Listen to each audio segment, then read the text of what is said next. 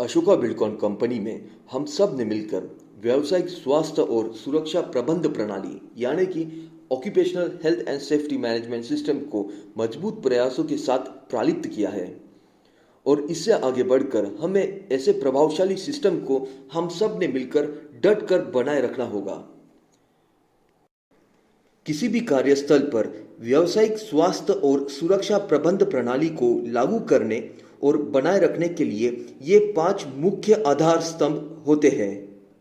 सबसे पहले होते हैं प्रोएक्टिव मेजर्स, दूसरे नंबर पे होता है मॉनिटरिंग मेजर्स, तीसरे नंबर पे करेक्टिव एंड प्रिवेंटिव मेजर्स, चौथे में performance measurement and review systems और आखिरी पांचवें में होते हैं HSE रिवॉर्ड्स। सुरक्षा अधिकारी होने के नाते हमें गंभीर जिम्मेदारियां दी गई है और उन सभी जिम्मेदारियों को पूरा करने के लिए हमें कार्यस्थल पर कर्मचारियों और श्रमिकों के दुर्घटना और चोटों को नियंत्रित करना होगा और साथ साथ कंपनी के मशीनरी और संपत्ति के नुकसान को भी हमें बचाना है। हेलो दोस्तों, HSE एक्टिविटीज एंड टास्क के इस महत्वपूर्ण एपिसोड में आपका स्वागत है।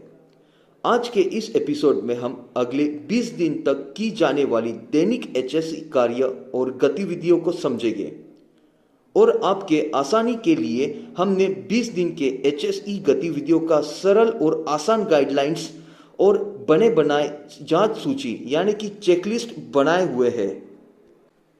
इस दिशा निर्देशन का नियमित लगातार पालन करने से आपके प्रोजेक्ट्स का HSE परफॉर्मेंस लगातार बढ़ता जाएगा और अंतिम रूप में प्रोजेक्ट के एक्सीडेंट्स और हादसों का रेशो कम होने में भी मदद करेगा। सबसे पहले आपको जानकारी में लाने के लिए कुछ महत्वपूर्ण टिप्पणी। टोल प्लाजा या साइट पर दैनिक HSE गतिविधियां पूरा करने के लिए कम से कम 1.5 से 2 घंटे की आवश्यकता होती है। दैनिक HSE कार्यों के साथ साथ आपको साइट पर हो रहे सभी निर्माण गतिविधियों के कार्य क्षेत्र की अवलोकन और निगरानी करना अनिवार्य होगा। आगे आपको दैनिक HSE कार्य समझाए जाने वाले हैं। उन सभी गतिविधियों को वर्क इंस्ट्रक्शन में दिए गए कार्य निर्देशन यानी कि चेकलिस्ट के अनुसार पूरा करना जरूरी होगा। दिन नंबर 1, 2 और 3 के लिए HSE कार्य। महीने की शुरुआत के साथ साथ पहले 3 दिनों के लिए आपको HSE MIS रिपोर्ट तैयार करनी होगी। MIS जो स्वयं मैनेजमेंट इंफॉर्मेशन सिस्टम में विवरण करते हैं, इसीलिए आपको यह ध्यान रखना होगा कि MIS रिपोर्ट तैयार करते समय आपको सभी डेटा को सही तरीके से दर्ज करना अनिवार्य होगा। HSE MIS रिपोर्ट के साथ साथ आपको सभी निम्नलिखित दस्तावेजों या डॉक्यूमेंट्स के स्कैन कॉपी को भेजना जरूरी है, जैसे कि नियर मिस समरी रिपोर्ट और analysis report, first aid analysis report, IDLH report और मेमो के कॉपियां। तीसरे दिन के लिए HSE कार्य। प्रत्येक माह के लिए संबंधित विभाग के सर्वश्रेष्ठ प्रदर्शन करने वाले कर्मचारी और मजदूरों को नामांकित करें और सुरक्षा समिति टीम की मदद से नामांकित किए गए कर्मचारी को चुनें और उन कर्मचारियों को और मजदूरों को पुरस्कार प्रदान करें। चौथे दिन के लिए HSE कार्य। इस दिन आपको कैंप साइट पर जाना है और चेकलिस्ट के अनुसार कैंप क्षेत्र की जांच करनी होगी। आपके साइट पर सभी आग बुझाने वाले उपकरणों को वर्क इंस्ट्रक्शन के चेकलिस्ट क्रमांक CL CO DO PR HSE 19 के अनुसार जांचना होगा।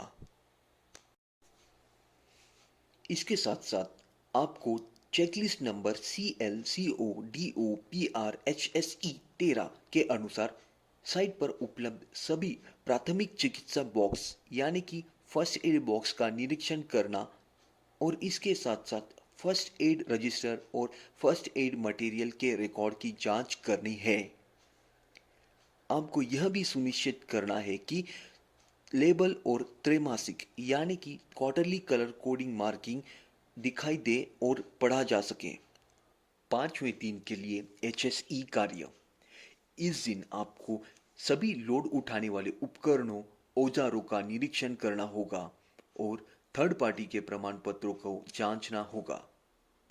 लोड उठाने वाले उपकरणों का निरीक्षण वर्क इंस्ट्रक्शन के checklist number CL, CO, DO, PR, HSE 4, 6 और 8 के अनुसार से किया जाना चाहिए। आपको यह भी सुनिश्चित करना है कि लोड उठाने वाले सभी उपकरणों पर लेबल और त्रैमासिक यानी क्वार्टरली कलर कोडिंग मार्किंग दिखाई दे और पढ़ा जा सके। दिन नंबर 6, प्रशिक्षण कैलेंडर के अनुसार विभिन्न HSE विषयों पर सामान्य और विशेष विभागीय कर्मचारियों, वाहनों के चालकों और परिचालकों और साइट के मजदूरों के लिए इन हाउस प्रशिक्षण का आयोजन करना है। प्रशिक्षण उपस्थिति रिकॉर्ड तैयार करने के लिए आपको वर्क इंस्ट्रक्शन के format number FR, CO, DO, PR, HRD 28 को संदर्भित करना होगा और यह प्रशिक्षण उपस्थिति रिकॉर्ड पर साइट HR के हस्ताक्षर भी मौजूदा होने हैं। 7वें दिन के लिए HSE कार्य। इस दिन आपको संबंधित विभाग के कर्मचारियों की मदद से मॉक ड्रिल कार्यक्रम का संचालन करना होगा। अपने पहले उन विभिन्न आपातकालीन स्थितियों को समझना है जो कार्यस्थल पर हो सकते हैं और फिर कोई एक आपातकालीन स्थिति को डेमो परिदृश्य बनाकर मॉक ड्रिल प्रशिक्षण देना है। मॉक ड्रिल उपस्थिति रिकॉर्ड तैयार करने के लिए आपको वर्क इंस्ट्रक्शन के format number FR, CO, DO, PR, HSE 13 को संदर्भित करना होगा।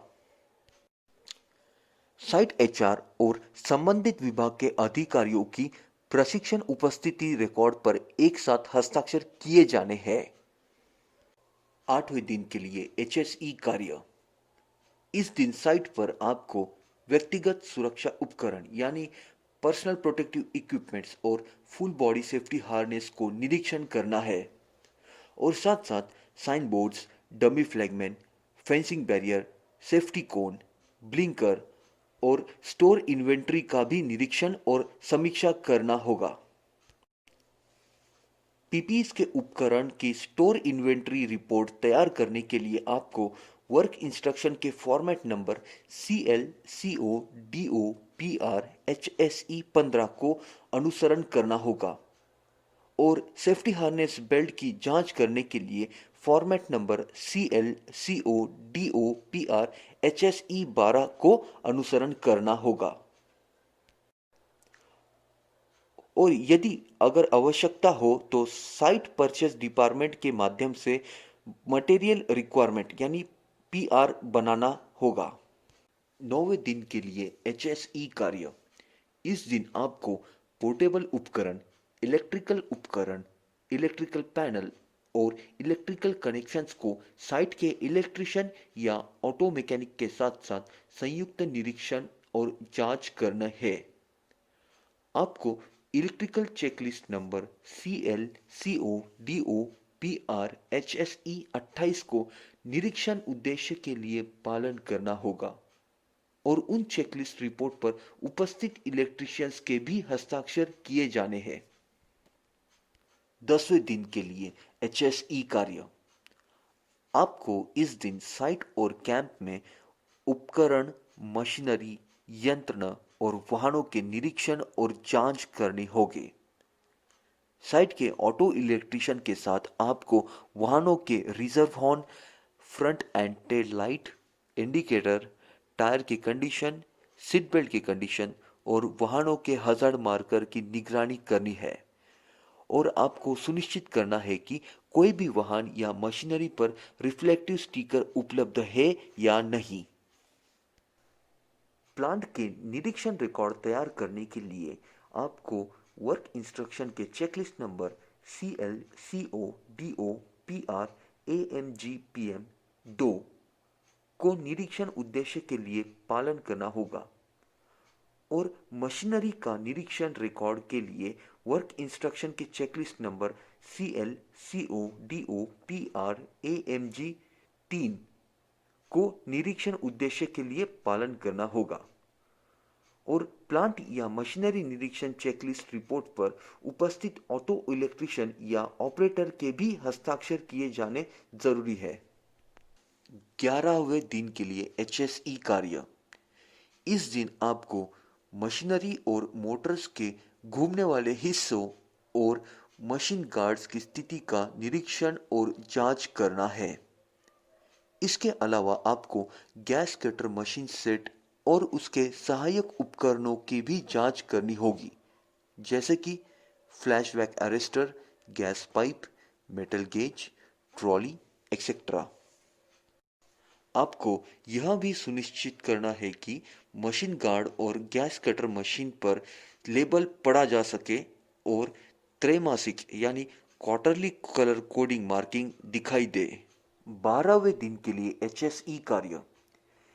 इस दिन आपको वेल्डिंग मशीन की भौतिक स्थितियां और उसके सारे विद्युत जोड़ों को ठीक से निरीक्षण करना है। इसके साथ ही आपको साइट के ऑटो मैकेनिक की मदद से डीजल डिस्पेंसर और इसकी समग्र स्थिति की जांच करनी है। वेल्डिंग मशीन के निरीक्षण करने के लिए आपको वर्क इंस्ट्रक्शन के फॉर्मेट क्रमांक CL CO DO PR HSE 48 को अनुसरण करना होगा और डीजल डिस्पेंसर टैंकर के लिए थर्ड पार्टी के NDT प्रमाण पत्रों को जांचना होगा। 13वें दिन के लिए HSE कार्य। आपको इस दिन साइट पर क्रम रहित किसी भी ड्राइवर और ऑपरेटर के ड्राइविंग लाइसेंसेस की जांच करनी है। साथ साथ साइट पर बेतरतीब ढंग से कोई भी मजदूर और कर्मचारियों के शराब परीक्षण मीटर की मदद से अल्कोहल टेस्टिंग करने हैं। 14वें दिन के लिए HSE कार्य। आपको साइट पर स्वास्थ्य, सुरक्षा, पर्यावरण और सामाजिक जैसे श्रेणियों के लिए वार्षिक कैलेंडर के अनुसार हर महीने पर्यावर्तनात्मक उपक्रम करने हैं। आपको यहाँ दिखाए गए एक सैंपल फॉर्मेट के रूप में हर माह के परिवर्तनात्मक उपक्रम यानी मंथली इनिशिएटिव्स रिपोर्ट तैयार करने होंगे। 15वें दिन के लिए HSE कार्य। प्रोजेक्ट पर उप ठेकेदार के चल रहे कामों के लिए आपको साइट और कैंप स्थल का दौरा करना है और उप ठेकेदारों के सभी महत्वपूर्ण गतिविधियों की निगरानी करनी है। इसके अलावा आपको ठेकेदारों को लागू लीगल लाइसेंसेस और अनुमतियों को और लागू होने वाले थर्ड पार्टी के प्रमाण पत्रों को की जांच करनी है। 16वें दिन के लिए HSE कार्य। आपको साइट इलेक्ट्रिशियन या ऑटो मैकेनिक की मदद से प्रोजेक्ट साइट पर अर्थिंग कनेक्शंस और अर्थिंग पिट की निगरानी करनी होगी। आपको यहाँ दिखाए गए सैंपल फॉर्मेट के साथ महीने के लिए अर्थिंग कनेक्शन रिपोर्ट तैयार करने होंगे और इन रिपोर्ट पर उपस्थित इलेक्ट्रिशियन या ऑटो इलेक्ट्रिशियन के हस्ताक्षर भी लिए जाने हैं। 17वें दिन के लिए HSE कार्य। इस दिन आपको उन सभी पेंडिंग नॉन कंप्लायंस मुद्दों के लिए करेक्टिव एक्शंस या प्रिवेंटिव एक्शंस तय करना है और उन तय किए एक्शंस को साइट पर इंप्लीमेंट भी करवाना होगा। इसके अलावा आपको प्रोजेक्ट के निर्माण स्थल, कैंप, कार्यालय और टोल प्लाजा क्षेत्र के 5S हाउसकीपिंग ऑडिट करना होगा और ये ऑडिट करने के लिए आपको वर्क इंस्ट्रक्शन के चेकलिस्ट क्रमांक CL CO DO PR HSE 32 का पालन करना है। इस हाउसकीपिंग ऑडिट चेकलिस्ट रिपोर्ट पर उपस्थित साइट HR अधिकारी के हस्ताक्षर भी किए जाने चाहिए। 18वें दिन के लिए HSE कार्य। इस दिन आपको अपने प्रोजेक्ट के संबंधी एनवायरमेंट मैनेजमेंट प्लान का मिटिगेशन रिपोर्ट तैयार करना होगा और आपको यहाँ दिखाए गए सैंपल फॉर्मेट रिपोर्ट के अनुसार सहायक डॉक्यूमेंट्स के साथ कंप्लायंस रिपोर्ट भी तैयार करने होंगे। 19वें दिन के HSE कार्य। इस दिन आपको पूरे प्रोजेक्ट साइट का लीगल ऑडिट करना है। यह लीगल ऑडिट के लिए उल्लेखनीय एक्ट्स और रूल्स लागू होते हैं, जैसे कि the building and construction workers act 1996, the factory act 1948, पर्यावरण संबंधित एक्ट और अन्य कुछ लागू एक्ट्स। आप सुनिश्चित करें कि लीगल ऑडिट रिपोर्ट को प्रोजेक्ट मैनेजर या इंचार्ज को दिखाया गया हो और वह रिपोर्ट उनके द्वारा अनिवार्य रूप से हस्ताक्षरित किया जाना है। 20वें दिन के लिए HSE कार्य। इस दिन आपको आपके संबंधी साइट के वर्क जोन बैरिकेडिंग व्यवस्था के सभी विवरणों के साथ रोड डाइवर्जन रिपोर्ट तैयार करनी है। यह रोड डाइवर्जन रिपोर्ट को सेक्शन या फिर प्रोजेक्ट इंचार्ज के द्वारा अधिकृत करवाएं और आवश्यकता अनुसार खास रोड डाइवर्जन एरिया के लिए advance warning zone, transition zone, work zone और टर्मिनेशन जोन को सुधारें और वह रिपोर्ट स्थानीय पुलिस थाना और राज्य या राष्ट्रीय राजमार्ग सड़क प्राधिकरण को प्रस्तुत करें।